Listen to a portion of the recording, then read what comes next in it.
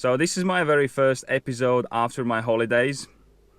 So I've been in the UK for about 1.5 weeks now. And obviously I've gone through that transition going from plus 30 degrees plus to somewhere around plus 10, sometimes more, sometimes less. I mean, most of the times a little bit less than that. But I'm back in my old rituals.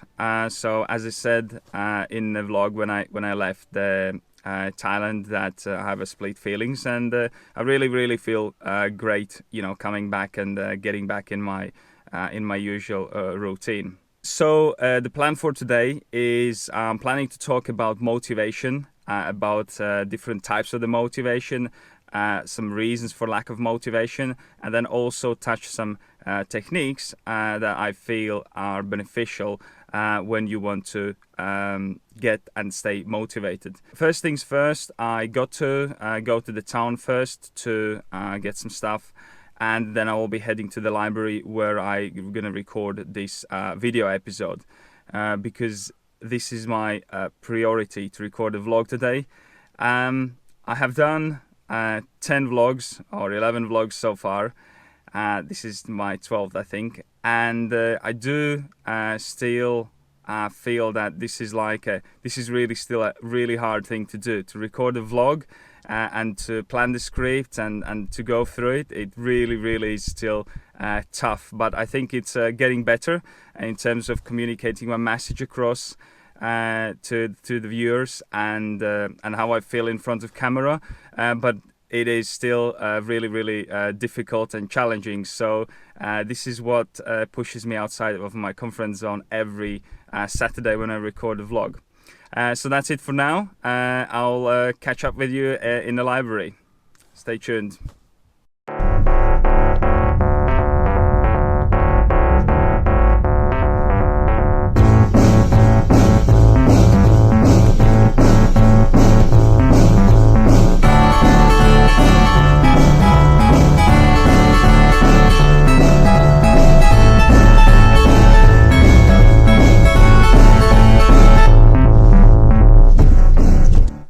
Alright guys, I just luckily get a last spot in the car park because one person just left. So I came in. This car park is dedicated to the visitors, and if this car park is full, then I am having to go about half a mile away to park my car and then just walk in here. So luckily I got a last spot, but because the car park is so busy, I know the library is gonna be heaving as well. So I'm gonna really need to look for a spot where to record the vlog. So we'll see how that goes. I don't know if I find something reasonable. If no, I might need to do it outside or something.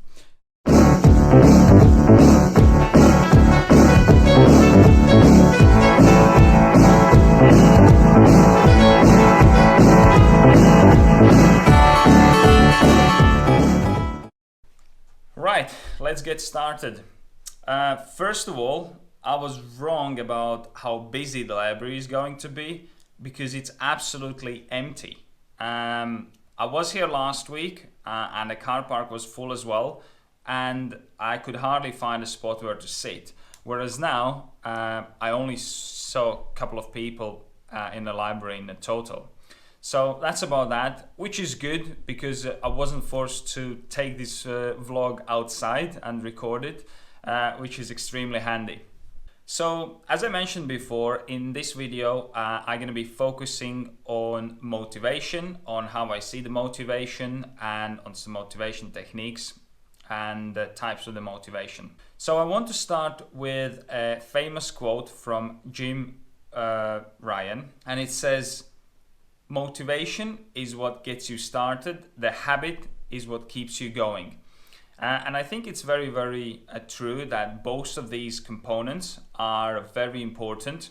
One is very important to start, but once you've started, it's very important to know how to keep going. When I look at the motivation, I see it as a reason of why I'm doing a particular activity, because motivation is all around us. We do the things because we are motivated to do them. For example, if I am hungry, then I'm motivated to go and get some food. If I feel lonely, I will be motivated to go and socialize, to talk with my friends or with my spouse or with my work colleagues. Even when you go in a store, in a shop, you're motivated to take a particular actions as well. And the most common way stores do that is with the discounts. It just happens every time you go in a store, and if you see a huge discount, then straight away you feel motivated to go and grab that item, because you feel like you're getting more out of it than you would do without this discount. And that's how the brain works, and it has worked with me as well. I've been buying these things I might not need just because they've been completely underpriced in my mind. So if I go in a store and there is like 90% off or 80% off or something, I'm going, oh my God, I need to get it because it's just so cheap. Whereas I might not even need the item.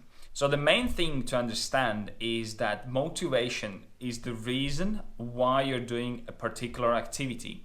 And in this video, I will try to describe the motivation types and different techniques, so you can use this to your advantage when you're planning, so you position yourself so that you're more motivated to do the things that move you towards your goals, and have a knowledge and avoid things that move you away from your goals. There is 3 ways how people get motivated. Number 1 is from deep desire. And I think this is the most pleasant way to be motivated, if you're motivated by deep desire. Because these are the things you love doing even without any monetary or other type rewards. You might love painting, you might love a particular sports activity, you might love to play a particular instrument. All these things you're willing to do when you're tired, when you don't feel like, and you're willing to do them, in your own time when you're tired after your work.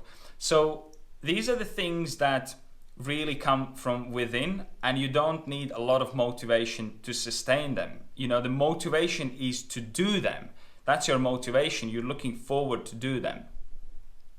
Number 2 is monetary rewards, or reward orientated. I shouldn't say monetary because sometimes it's a different type of reward, but in general it's reward orientated. And the most common example is when you go to the work, you're earning money to pay your bills, and that's the reward orientated motivation. It's also, you might receive an email from a Groupon saying that, oh, hey, there is 50% of that item, and then you're gonna be reward orientated as well, because again, you feel like you're getting out something of this particular purchase. And number 3 is unbearable pain. These kind of situations are probably the worst ones, but they do happen in life. And they do work as well as a motivations. Imagine a scenario where you want to go to the bed and you have to get up reasonably early next morning, or you have an important day tomorrow, and somebody next door in your neighbors are having really loud music and really wild party, And this situation can work as a motivation, because normally if there was no party, you wouldn't get yourself dressed up again and go to see your neighbor. But because you realize that things are important for you next day and you want to go in a bed, then you will be forced to go to see your neighbor and ask him to turn the music down and calm the party down. So this is another scenario how it can work out as unbearable pain. And of course there is other situations as well, but it's important to remember that it's all the situations where you are forced to take a particular action, and it's unbearable to yourself. Now, when we have talked about 3 ways of how you get motivated or how your actions get motivated, I think it's important to touch up on a couple of ways or reasons for lack of motivation. So why people are not motivated, and understanding these things can help you to position yourself in a better way so you can avoid these particular situations. Number 1 is growing rewards. As we discussed in the ways how people get motivated, one of them is reward-orientated motivation. So we can use the job as an example to look at the growing rewards situation as a lack of motivation. Imagine if you get a new job, then first what do? You agree with your employer how much you're gonna get paid and what you're gonna have to do. And at the beginning, it's fairly motivated because you're learning new things, you are getting to know new people, and you are fairly motivated to do your activity. As the time goes, and this can vary depending on the position, depending on what job you're doing, how much you enjoy doing this job. But with the time, your expectations will grow and you will want to receive a bigger rewards, whether it's monetary or is it some other benefits you would expect from the job. But with the time, you will want your rewards to grow. And that's why people change the jobs, that's why people look for different positions and so on. So in order for that not to happen, the best thing to do is to keep educating yourself. Keep learning new things, so when the time comes when you start to feel like dismotivated or you feel lack of motivation of doing the job, then you can put your new skills into place and say, look, I want a promotion. I've been doing this job for 2 years and now I'm ready to take a next step and do a higher responsibility job. And obviously I've been studying or I've been learning and I'm willing to grow. Number 2 is burnout. You probably have heard or you probably have experienced how it feels when you feel like burned out and you don't have energy or you don't have willpower to go and do a particular activity. The way I see the burnouts is, I think when people say they're burned out, what they actually are saying is that they have lost the goal they were going for, or they've started to disbelieve that they can achieve it, and that's why they think that they're burned out. Where in reality, I don't think that's the case, because if you're really willing to achieve the goal, you won't let yourself make any excuses to not to achieve the goal. So that's what I think about the burnouts. What you need to do if you feel like you're burning out, you need to reevaluate your goal and you need to believe in your goal. Because if you don't, then you will put less and less effort into it and eventually you'll think you're burned out and you're never ever gonna achieve your goal. And number 3 is what I call working against the clock. Again, if you want to work in an efficient way, you have to make sure you use your energy in the most efficient way. And there is no point going against it. And what I mean with that, for an instance, I am an early morning person and I feel most productive when I'm working in the mornings. Whereas some people would disagree with that because they've got different working patterns and they feel most inspired when everybody goes into bed. So they can work from 10, 11 o'clock onwards and work into the night and then sleep in the morning because that's most unproductive time for them. So you have to look at how it works the best for you and then create environment and rituals around these patterns. As you probably have noticed so far in the video, then 2 themes keeps coming up again and again. All the motivations can be split into the 2 groups. There is one type of the motivation that is coming from within, and other motivations that are coming outside of us. And these motivations has got terms for them.